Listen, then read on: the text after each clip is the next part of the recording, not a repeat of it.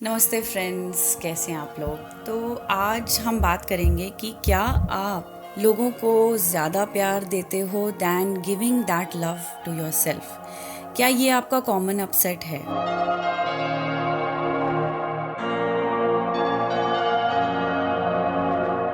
क्या ये आपका अपसेट है कि आप ट्विन फ्लेम को भी बहुत प्यार करते हो और देते हो, पर उनसे कोई प्यार वापस नहीं मिलता? उनसे सबसे ज़्यादा नाराज़गी क्यों है? क्योंकि वो आप ही को रिफ्लेक्ट करते हैं, आप ही के इमोशंस को सबसे ज़्यादा वो एम्पलीफाई करते हैं, आप ही के इमोशंस को दर्शाते हैं। तो क्योंकि वो आपके अंदर की चीज़ वो बाहर ला के एकदम से सामने खड़ी कर देते हैं, तो आपको लगता है कि वो कुछ आपसे अलग कर रहे हैं और आपके अगेंस्ट कर रहे हैं। बट माय डियर फ्रेंड्स, जब आप ऐसे करते हो कि लोगों को ज़्यादा प्यार करते हो और उनसे उतना प्यार आपको नहीं मिलता, then you carry a lot of resentment. आपके अंदर बहुत ज़्यादा एक गुस्सा रहता है इसी बात का कि मैं हमेशा बहुत करती रहती हूँ और मुझे चिंदी जैसा थोड़ा सा भी प्यार नहीं मिलता।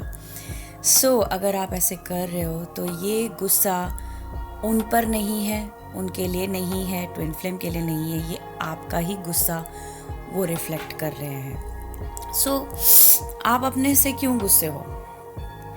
क्या हुआ कि बचपन से हमें लगा कि हमें प्यार देना चाहिए, और ये हमने अपने पेरेंट्स में भी देखा कि वो देते गए, चाहे वो रिलेटिव्स को प्यार दे रहे हैं या किसी और को दे रहे हैं। बट उनको कभी भी ऐसा नहीं देखा कि वो खुद को प्यार कैसे कर रहे हैं। मे भी करते हों, but the ratio is very very bad actually. दुनिया में रेशो हमें जो दिखाई जाती है और जैसे हमें ट्रेन किया जाता है, इवन एट वर्क हम लोग यही अपने आप से भी ऐसी एक्सपेक्टेशन रखने लग जाते हैं कि go beyond what is given to you and you should go above and beyond. मतलब ओके यू कैन, बट आप ज़रूरत से ज़्यादा ऐसा इसीलिए प्यार करते हो क्योंकि आपको लगता है शायद मुझे इतना ज़्यादा प्यार देना पड़ेगा तब भी मुझे थोड़ा बहुत कुछ मिलेगा।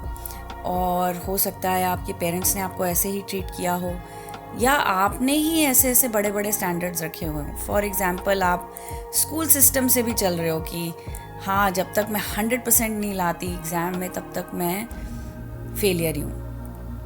तो मतलब ये नहीं कि 33 मार्क्स जो वैसे सेट किया हुआ है बोर्ड ने, वो उसके नीचे आए मार्क्स तो आप फेल हो गए।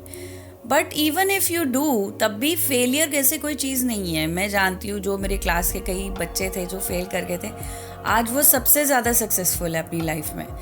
It has got nothing to do with actual success in your life. तो क्या हुआ है कि ये जो सिस्टम है आपने इतना स्ट्रांगली अपने अंदर बैठा लिया है कि आप ये देखना ही भूल गए कि आप अपने आप को कितना प्यार दे रहे हो, आप अपने आप को कितना प्यार दे सकते हो, आप अपनी फ्रेंडशिप अपने साथ कैसे रख सकते हो, आप अपने साथ इंटीमेट कैसे हो सकते हो। तो ये सारी नाराज़गियाँ आपके खुद के ही प्रति अपने तरफ है। और ये भी है कि आपने कभी वॉइस नहीं किया दूसरों को कि okay I would like this, और मैं चाहती हूँ कि आप ऐसे बिहेव करें मेरे साथ, या आप थोड़ा सा मेजर भी करके चलें कि हाँ, देखते हैं जैसे कोई रिलेटिव हो या कोई ब्रदर सिस्टर है, उनके आप ही घर जा रहे हो, वो कभी आपके घर नहीं आते। There is some disbalance going on. तो आप कभी भी उसको बैलेंस में नहीं लाते। तो आपको देखना चाहिए कि actually actions always speak louder than words. आपको लगता है वो करीब हैं, पर अगर कोई एक्शन में ये नहीं दिखा रहा है, then be sure that they are not really committed to you. तो आप वहाँ पे अपनी एनर्जी लीक भी कर रहे हो, और ऊपर से अपनी जो प्यार की जो बिल्कुल अपनी लवली चीज़ है वो सबसे ज़्यादा ड्रेन हो रही है और आप थक रहे हो। उससे अच्छा आप अपनी स्ट्रैटेजी चेंज करो। आप सबसे पहले अपने आप को प्यार करना शुरू करो। आप जब अपने आप को प्यार करना शुरू करोगे तो आपको कभी भी ऐसा नहीं लगेगा कि मुझे बहुत सारा प्यार करना पड़ेगा बाहर से प्यार लेने के लिए। बाहर से प्यार लेना आपको बिल्कुल भी ज़रूरत या महत्व चीज़ नहीं लगेगी, और आपको मिलेगा। इनफैक्ट जब आप अपने आप को प्यार करने लगेंगे तो डबल प्यार आना लग जाएगा, बट आप उस पर को डिपेंडेंट नहीं होंगे लाइक अ ड्रग। क्या हो गया है कि अब हम दुनिया में प्यार को एज अ ड्रग लेने लग गए हैं और देने लग गए।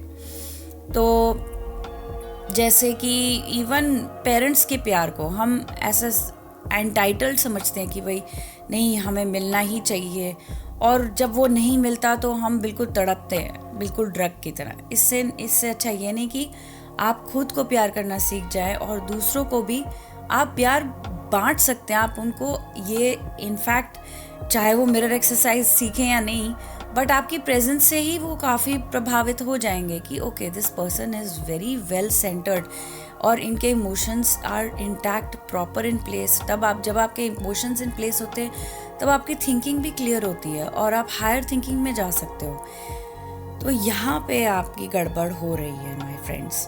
तो यहाँ पे आपकी relationship with your twin flame also gets stuck, क्योंकि आपको लगता है कि मैं प्यार करते जा रही हूँ, मैं बहुत प्यार करती हूँ, पर मेरे को कोई ना असर हो रहा है, ना उस तरफ से कुछ मिल रहा है।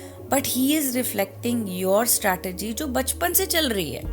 ये उसका नहीं है, वो आज आपको रिफ्लेक्ट कर रहा है क्योंकि आपने ऐसे ही अपने साथ बर्ताव किया है, अपने से ऊपर जाके लोगों को ज़्यादा प्यार किया है और अपने आप को पूरा इग्नोर किया और कभी प्यार नहीं किया और पीछे ही रखा है। तो कब ये स्ट्रैटेजी बदलेंगे माय फ्रेंड्स? जिस दिन आप ये स्ट्रैटेजी बदलना शुरू कर दिए, आपका ट्विन फ्लेम आपकी तरफ आना शुरू हो जाएगा। Believe me my friends, it's not like you have to do so much to compensate for this love. You can not compensate for love. आपको प्यार नेचुरली मिलना चाहिए। सो जो नेचर में आपके लिए है वो आपकी तरफ अपने आप फ्लो होगा।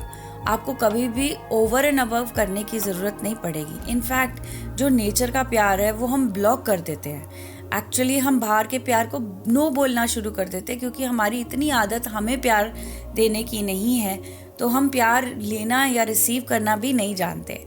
तो जब हम अपने आप को प्यार करना शुरू कर देंगे और फुलफिल्ड महसूस करेंगे, तब हमें बाहर से भी जो प्यार मिलेगा वो भी हमें एटलीस्ट फुलफिल भी करना शुरू हो जाएगा और हमें सपोर्ट भी मिलेगी, so that we continue to fill our cup and not leak our energy and leak our battery, और हम एग्जॉस्ट हो जाएं चलते चलते।